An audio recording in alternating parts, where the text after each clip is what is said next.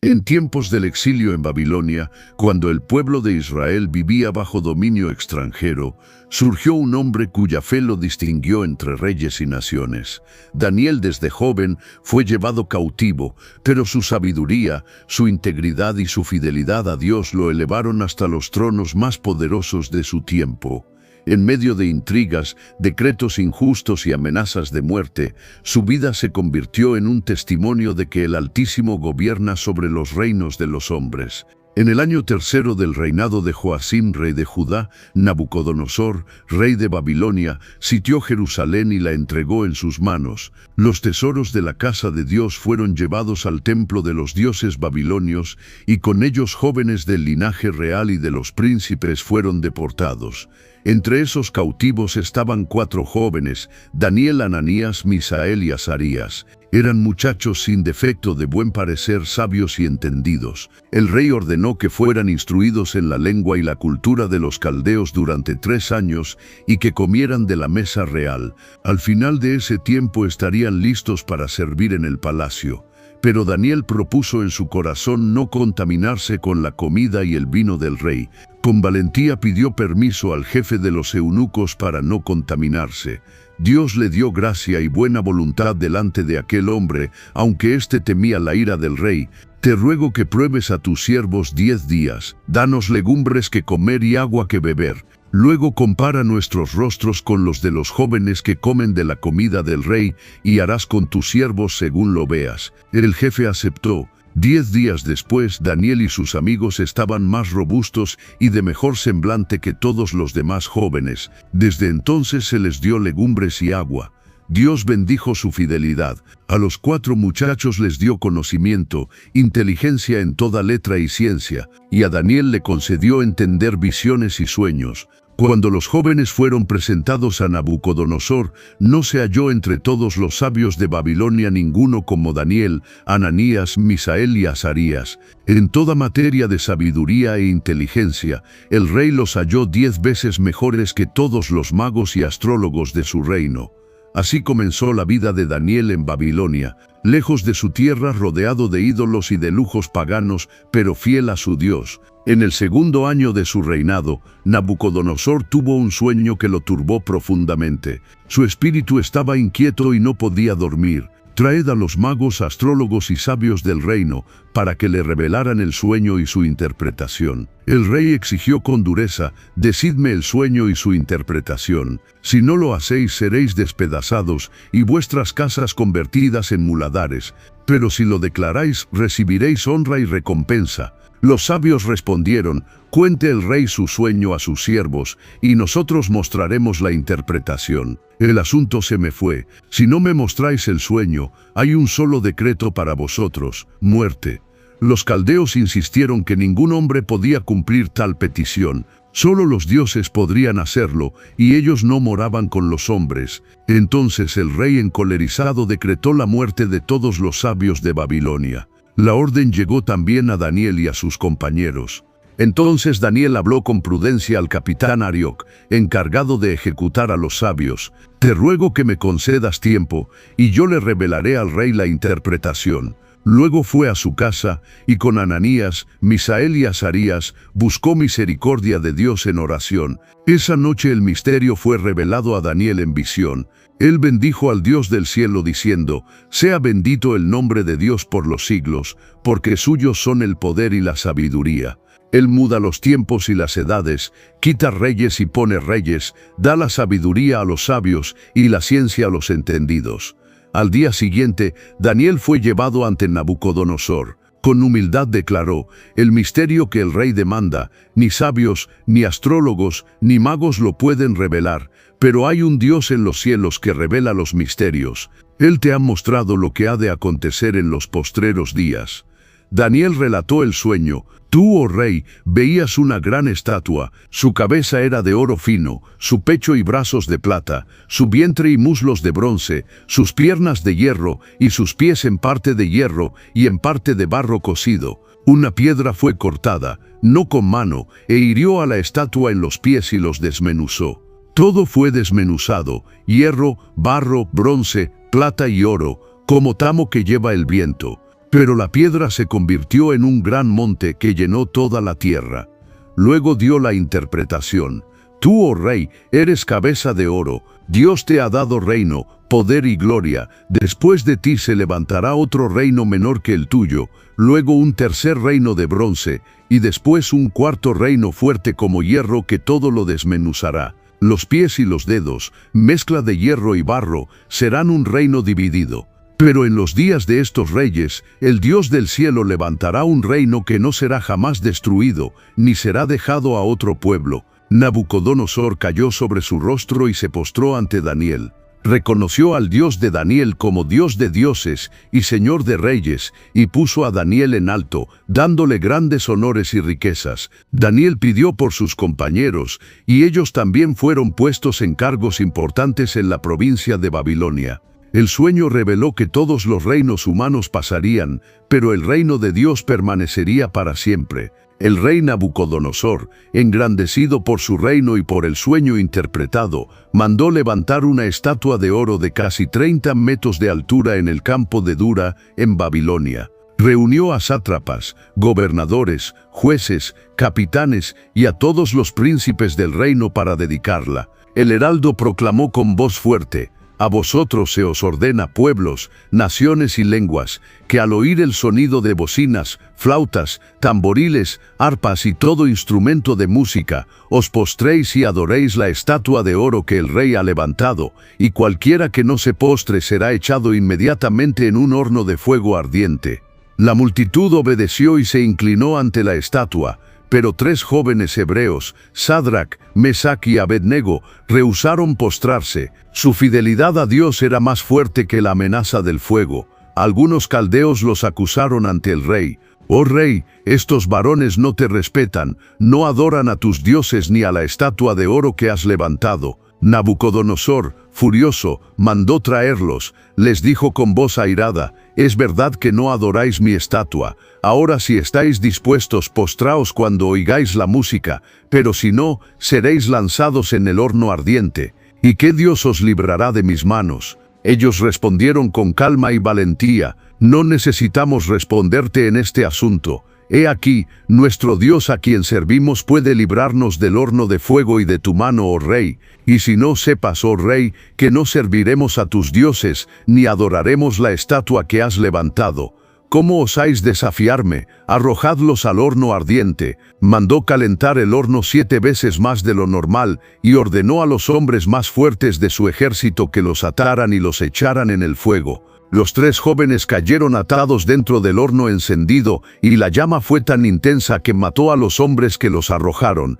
Pero dentro del horno ocurrió lo inesperado. No echaron a 3 varones atados dentro del fuego. Yo veo 4 varones sueltos que se pasean en medio del fuego sin sufrir daño, y el aspecto del cuarto es semejante a hijo de los dioses. Nabucodonosor se acercó a la puerta del horno y gritó: «Sadrac, Mesac y Abednego, siervos del Dios Altísimo, salid y venid». Ellos salieron, y los sátrapas y gobernadores vieron que el fuego no había tenido poder alguno sobre sus cuerpos. Ni un cabello se les había quemado, ni su ropa se había chamuscado, ni siquiera olor de fuego tenían. Entonces el rey proclamó: «Bendito sea el Dios de Sadrac, Mesac y Abednego, que envió a su ángel y libró a sus siervos que confiaron en él. No hay Dios que pueda librar como este». El rey engrandeció a los 3 jóvenes en la provincia de Babilonia. La fidelidad de ellos encendió un testimonio eterno. Mejor morir en el fuego que inclinarse ante los ídolos. Nabucodonosor envió un edicto a todos los pueblos y lenguas bajo su reino.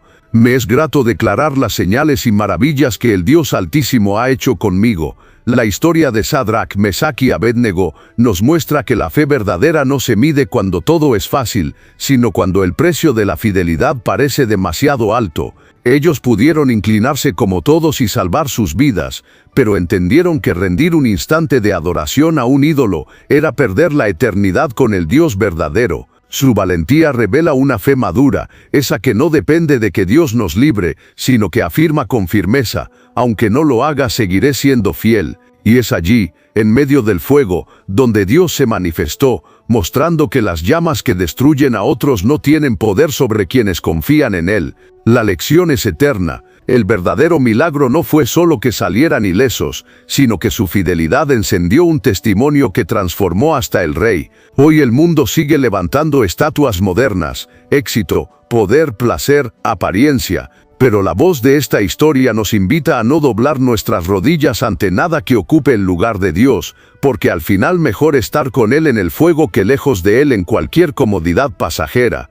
El rey contó su experiencia. En su palacio, tranquilo y prosperado, tuvo un sueño que lo espantó. Vio un árbol grande en medio de la tierra, cuya altura era enorme. Su copa llegaba hasta el cielo, visible desde todos los confines. Tenía fruto abundante y bajo su sombra se cobijaban bestias y aves. Pero un vigilante celestial descendió y gritó: «Derribad el árbol, cortad sus ramas, sacudid su fruto y huid las bestias de debajo de él y las aves de sus ramas. Pero la cepa de sus raíces dejad en la tierra con atadura de hierro y de bronce entre la hierba del campo. Se ha de mojar con el rocío del cielo, y con las bestias sea su parte, hasta que pasen 7 tiempos, para que los vivientes sepan que el Altísimo gobierna en el reino de los hombres, y da a quien Él quiere». Ningún sabio pudo interpretar el sueño hasta que Daniel fue llamado. El profeta turbado le explicó: «El árbol eres tú, oh rey, que creces y te fortaleces, pues tu grandeza llega hasta el cielo y tu dominio hasta los confines de la tierra. Pero el decreto del Altísimo es que serás echado de entre los hombres, y con las bestias del campo será tu morada. Comerás hierba como los bueyes, y 7 tiempos pasarán sobre ti hasta que reconozcas que el Altísimo gobierna en el reino de los hombres. Pero la orden de dejar la cepa significa que tu reino te será devuelto cuando reconozcas que el cielo gobierna».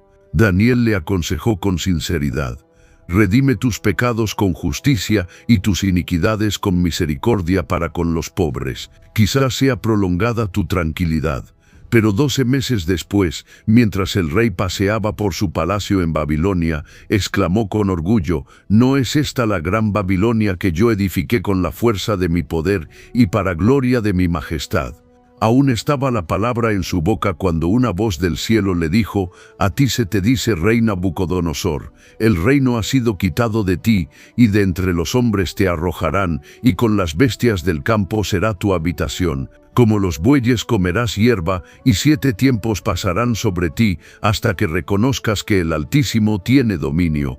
En el mismo instante se cumplió la sentencia. El rey fue echado de entre los hombres. Su cuerpo se humedeció con el rocío, su pelo creció como plumas de águila y sus uñas como las de aves. Al cumplirse los días, Nabucodonosor levantó sus ojos al cielo y su razón le fue devuelta. Bendijo al Altísimo y confesó: «Su dominio es eterno y su reino por todas las edades. Todos los habitantes de la tierra son considerados como nada. Él hace según su voluntad con el ejército del cielo y con los moradores de la tierra». Recobró su honor, su majestad y su gloria. Sus príncipes lo buscaron y volvió a su reino engrandecido aún más, y proclamó con humildad: «Yo, Nabucodonosor, alabo, engrandezco y glorifico al Rey del cielo, porque todas sus obras son verdad y sus caminos justos, y él puede humillar a los que andan con soberbia». La experiencia de Nabucodonosor nos revela que la soberbia es una ilusión peligrosa. El hombre cree que sus logros le pertenecen cuando en realidad todo lo que tiene proviene de Dios. El rey, en la cima de su grandeza, se adjudicó la gloria que solo le corresponde al Altísimo, y en un instante lo perdió todo. El árbol majestuoso derribado fue un espejo de su vida, fuerte, visible y próspero, pero destinado a caer para que el mundo supiera que solo Dios gobierna. La humillación del rey viviendo como una bestia fue el camino necesario para devolverle el entendimiento de que el cielo domina. Y aquí yace la lección eterna. Cuando el hombre se exalta, Dios lo puede humillar. Pero cuando levanta sus ojos al cielo con humildad, Dios lo restaura con mayor gloria. Nabucodonosor aprendió que el verdadero poder no está en construir imperios, sino en reconocer que todo lo que somos y tenemos depende del Rey de Reyes. Pero tras su muerte las generaciones que le siguieron no conservaron la misma humildad ni el temor de Dios. El trono pasó a sus descendientes y Babilonia, aunque todavía esplendorosa y fuerte, se encaminaba hacia un tiempo de decadencia moral y espiritual. Y fue en medio de ese escenario, bajo el reinado de Belsasar, hijo de Nabucodonosor, que ocurrió un hecho que marcaría el principio del fin del gran imperio babilónico. El rey Belsasar hizo un gran banquete para 1000 de sus príncipes. Embriagado por el vino, mandó traer los vasos de oro y plata que su padre había tomado del templo de Jerusalén. Con ellos bebieron él, sus príncipes, sus mujeres y concubinas. Gloria a los dioses de oro, plata, bronce, hierro, madera y piedra. En medio de la fiesta de repente aparecieron dedos de mano de hombre que escribían en la pared del palacio frente al candelero. El rey vio la mano que escribía y su rostro palideció. Sus pensamientos lo turbaron, sus lomos se debilitaron y sus rodillas temblaban. Belsasar gritó llamando a magos, caldeos y adivinos. El que lea esta escritura y me muestre su interpretación, será vestido de púrpura, llevará un collar de oro y será el tercer señor en el reino. Pero ninguno pudo leer ni interpretar. El rey se turbaba más y más, y el banquete se convirtió en terror. Entonces la reina madre entró y dijo: «En tu reino hay un hombre en quien mora el espíritu de los dioses santos. En los días de tu padre se halló en él luz, inteligencia y sabiduría. Llama a Daniel y él te dará la interpretación». Daniel fue traído ante el rey. Belsasar le ofreció riquezas y honras y interpretaba la escritura. Pero Daniel respondió con firmeza: «Tus dones sean para ti y da tus recompensas a otros. Sin embargo, leeré la escritura y te mostraré la interpretación». Primero recordó la historia de Nabucodonosor, a quien Dios había engrandecido y también humillado hasta que reconoció la soberanía del Altísimo. Tú, Belsasar, su hijo, no has humillado tu corazón sabiendo todo esto. Antes contra el Señor del cielo te has ensoberbecido. Has traído los vasos de su casa y con ellos bebiste vino tú y tus príncipes y alabaste a dioses que no ven ni oyen, y al Dios en cuya mano está tu vida no honraste. Luego señaló la escritura en la pared: Mené, Mené, Tekel, Uparsin, y dio la interpretación: Mené, contó Dios tu reino y le ha puesto fin. Tekel, pesado has sido en balanza y fuiste hallado falto. Peres, tu reino ha sido roto y dado a los medos y a los persas.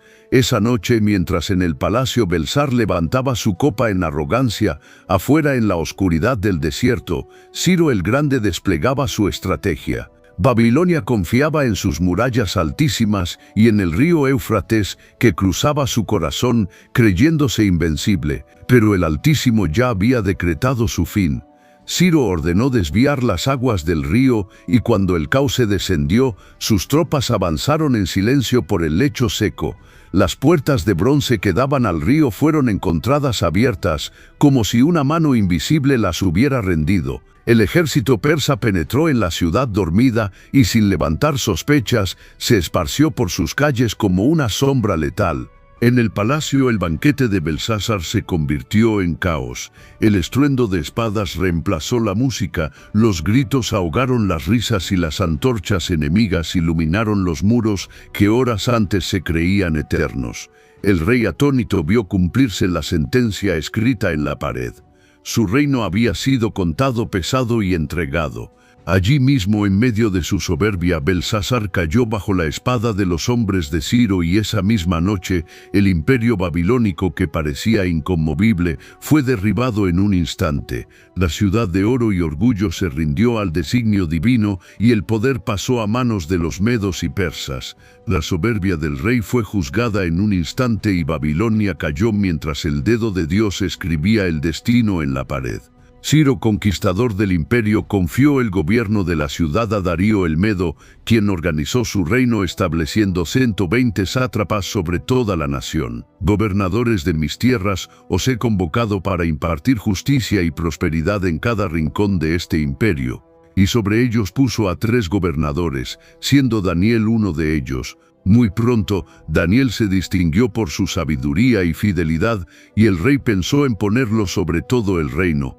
Entonces los otros gobernadores y sátrapas, cegados por la envidia, comenzaron a tramar en secreto contra él. Se reunían en pasillos oscuros, susurraban en los patios del palacio y buscaban con desesperación algún error, algún descuido, alguna mancha en la vida de Daniel. Examinaron sus cuentas, investigaron sus decisiones, espiaron sus movimientos. No encontramos nada. Es inútil. Daniel es incorruptible. Imposible. Sigamos buscando. Pero nada encontraron porque Daniel era recto y fiel en todo lo que hacía.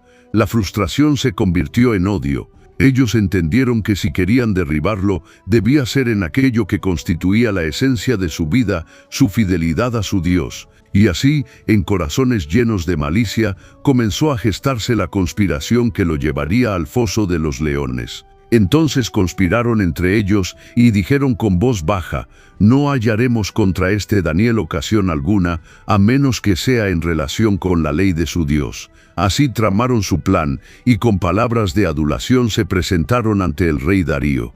«Oh rey, vive para siempre.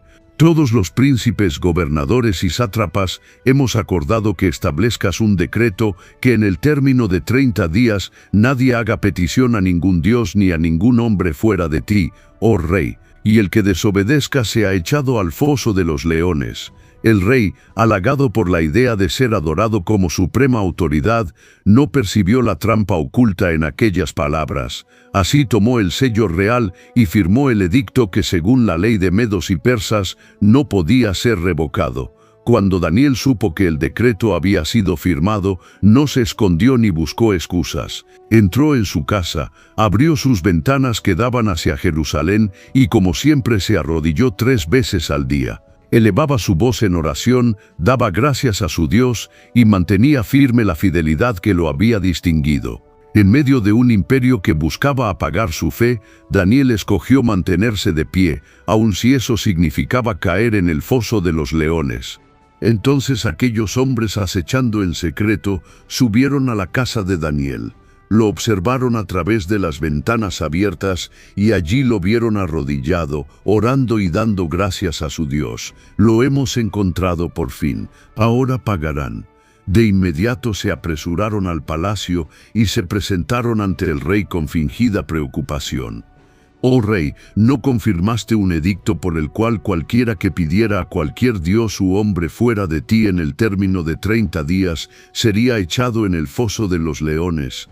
El rey respondió: «Ciertamente, conforme a la ley de medos y persas, la cual no puede ser revocada.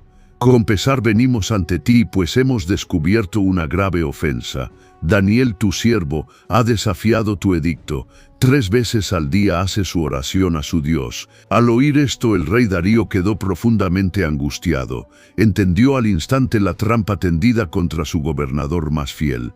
Todo el día buscó cómo librar a Daniel. «Su Majestad, hemos encontrado a Daniel desobedeciendo sus órdenes. Es una lástima, pero la ley es clara. Debe ser arrojado al foso de los leones». Pero la presión de los sátrapas fue implacable. «Sabe, oh rey, que la ley de medos y persas no se puede alterar. La conspiración estaba consumada y el destino de Daniel sellado». Entonces el rey, aunque con dolor en su corazón, ordenó que trajeran a Daniel. Los sátrapas lo miraban con satisfacción mientras los guardias lo conducían hacia el lugar del juicio. El foso de los leones se abría como una boca oscura, de donde salían rugidos que estremecían el aire. «¿Por qué has hecho esto, Daniel? Ahora deberé arrojarte al foso de los leones. Que el Dios al que sirves te salve». Los guardias bajaron a Daniel con sogas y su silueta fue desapareciendo en la oscuridad del foso. El eco de los rugidos estremecía las paredes y el olor de las fieras se mezclaba con el polvo del suelo. Los leones, al sentir movimiento, se agitaron con furia. Sus ojos brillaban como antorchas en la penumbra. Sus garras arañaban la tierra y sus bocas se abrían mostrando colmillos afilados como espadas. Cuando sus pies tocaron el suelo, Daniel no gritó, no huyó, ni buscó refugio en una esquina. Con calma se arrodilló como si estuviera en la cámara más sagrada del templo. Elevó su mirada hacia lo alto del foso y oró al Dios que nunca lo había abandonado. Entonces ocurrió lo imposible: «En tus manos encomiendo mi espíritu». En medio de la penumbra, una luz resplandeció suavemente y un ángel del Altísimo apareció. Con una autoridad invisible, extendió su mano y de pronto los rugidos se apagaron. Los leones, que momentos antes parecían sedientos de sangre, retrocedieron como mansos corderos. Sus bocas fueron cerradas, sus ojos perdieron el brillo de la furia y se echaron alrededor de Daniel sin tocarlo, como si fueran guardianes celestiales a su servicio.